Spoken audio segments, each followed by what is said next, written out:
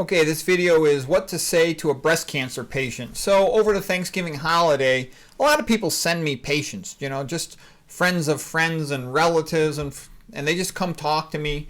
And this is unofficial stuff. This is just a person coming up to talk to me because a friend of a friend or a relative has sent them to talk to me. And in my opinion, that's always a good sign. I mean, if they're seeking out information, they're more likely to do well. And also, a lot of times people send me the patient, or they come to talk to me about a relative who has advanced widespread malignancy in an elderly patient, and the patient's not willing to change their diet, or their behavior. There's not much I can suggest that's going to help that. It's very important that the person's willing to change. I mean, if whatever they're doing got them sick, so they've got to do something different to get unsick, to have their best chance of getting unsick. So this lady was premenopausal. She's a nurse in training, and she has triple negative breast cancer. So she'd already had a lumpectomy and chemotherapy, but it was the cancer was getting bigger while on chemotherapy. She could feel the mass in her breast. It was superficial, growing out of her chest, and then she had radiation, and that shrank the tumor much more effectively. She has no proven metastases. I would expect she probably has micrometastases, but tumor, even just 1 gram, can shed 3 million cells in a day. So you got to have your immune system working well to help remove those cells. Her basic question for me was, is there anything I can do to help me live longer? Because she wants to be around for her kids especially, and for her husband too, but especially for her kids. And I said to her, basically, you got some good prognostic signs: a strong desire to live, you're thin, you want to learn, you're self-motivated to seek information, your husband's very supportive, you know a lot about health from your nursing training. So there's a lot of, you would be expected in that context to do significantly better than the average patient.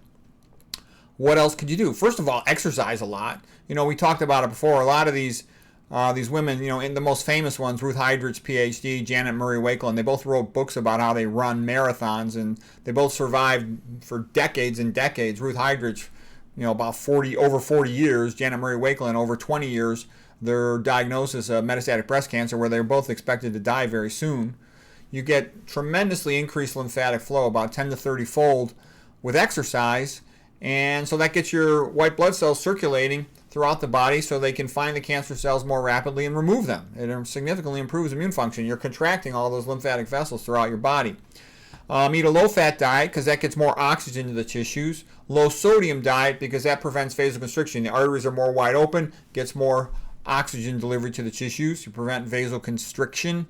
High dietary sodium can also decrease immune function, can have a negative complex effect on immune function that you don't want. Also, later I'll talk about the chloride and sodium chloride. Salt, table salt is sodium chloride. The chloride itself being a negative anion, negatively charged ion, can displace the bicarbonate, which is another negatively charged ion. The body has to balance its number of negatively charged ions. So if you're taking increased dietary chlorine, you are displacing some of your bicarb, you're creating a low-grade metabolic acidosis. Acidosis favors the cancer in the tumor microenvironment, the tumor milieu. So that's the reason why you want to filter your water with at least a carbon filter, because that also removes chlorine.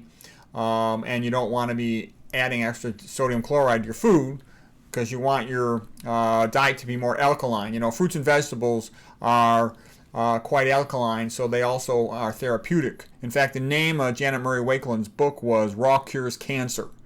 Okay, greens, like Dr. Esselson's always talking about, they improve the nitric oxide function, get more, the vessels dilated, get more blood flow, more oxygen delivery to the tissues. And the increased oxygen delivery creates a more favorable tumor microenvironment that helps to favor the adjacent cells over the cancer cells, and help to, by having that oxygenation of the tissues, help to prevent activation of HIF, hypoxia-inducible factor. Because hypoxia-inducible factor caused by lack of oxygen in the tumor microenvironment leads to a cascade of events. It increases vascular endothelial growth factor, which causes the harmful dysmorphic bad type of angiogenesis associated with cancers, and this whole cascade of other things happen in that context. You get leaky dysmorphic angiogenesis with subsequent formation of a clot around it. The clot is a stromal group of cells to help the cancer grow, and it activates the platelets. The platelets release growth factors.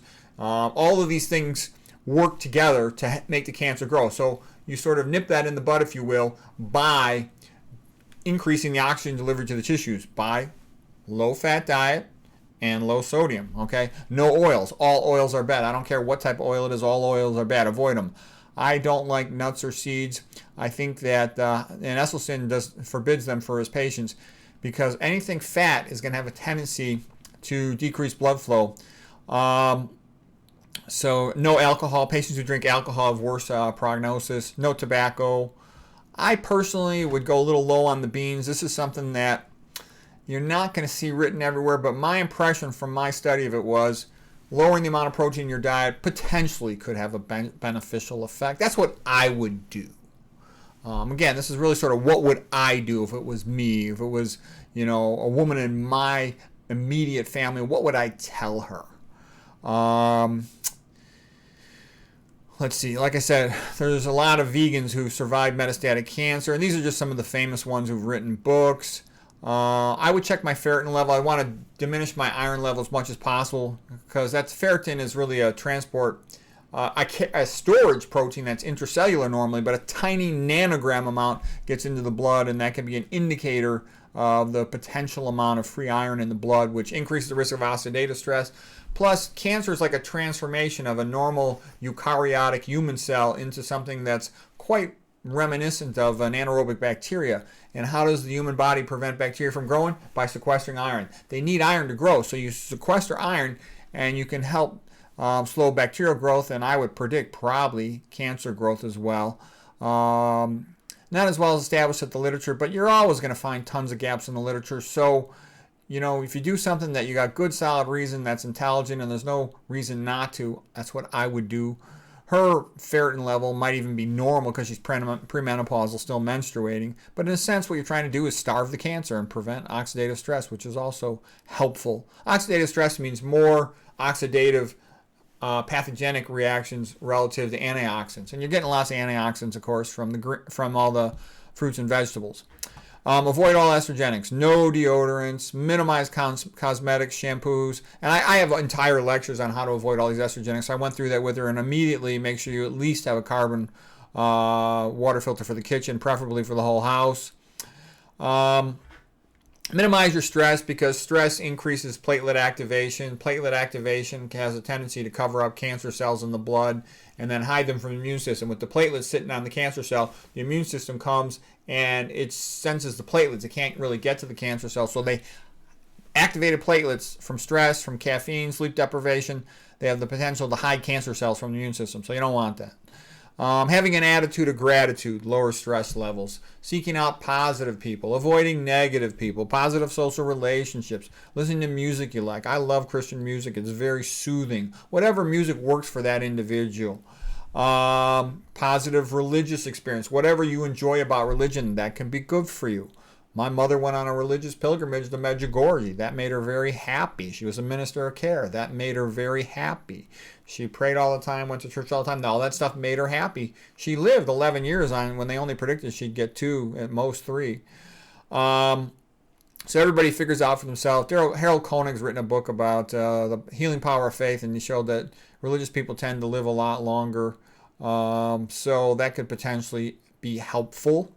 Get sunshine, increases vitamin D3. That's what you want. The activated vitamin D3, not the vitamin D2, the one typically measured on blood tests, but D3, that makes your immune system function more effectively, which can potentially help more effectively remove cancer cells. Avoid calcium supplements because the calcium supplements, they will downregulate the D3 because one of the main purposes of D3 is to increase calcium availability, and if you've already got a lot of calcium coming in from the supplements, then you lose your D3 activity. It doesn't need to be activated, so you don't want that.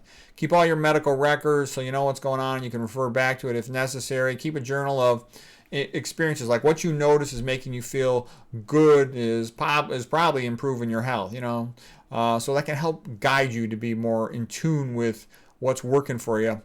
I said watch, I gave her some videos, recommendations to watch about cancer. Of course, Campbell, McDougall, my lectures, but there's a lot of other good ones to watch, and that would include Kelly Turner. I told her about John Kelly's book, Chris Wark, Ruth Hydrich, Jenna Marie, and a whole bunch of others. There's a whole bunch of videos and people we're studying and reading out there. I know there's a lot of good ones, and I don't got room to mention all of them here, but I know there's a lot of other people doing good things and helping cancer patients out there. And just the fact that she'll have ongoing learning and her nursing background, she's going to pick up on this. And of course, I told her anytime she wants, she can check back with me. I gave her a list of some other books to read. I told her about my list of the best health books. Gave her recommendations for other health video sites to check out. So anyways, that's a lot of things that she could do. And if you can slow the tumor down, if it was going to kill you in 10 years, you slow it down 50%, it'll take 20 years to kill you. You slow it down even more than that, 30, 40 years, and by then you'll die of something else.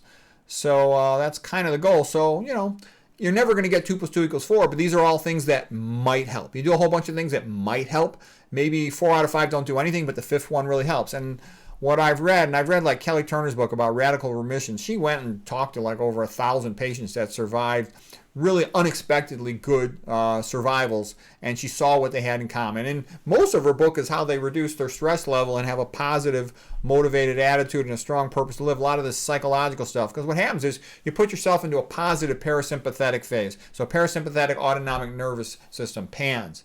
You want to spend as much time in PANS and as little time in SANS as you can. I mean, you need a little bit of sympathetic autonomic nervous system. That's all part of movement and exercise and being alert and paying attention, but you don't want unnecessary stress. So anyways, I hope this will be helpful to her, and I think this is a good example of things one can say to a cancer person to help them with these things that are in their own part of the treatment equation, what they can do to help themselves. So anyways, hope it's helpful.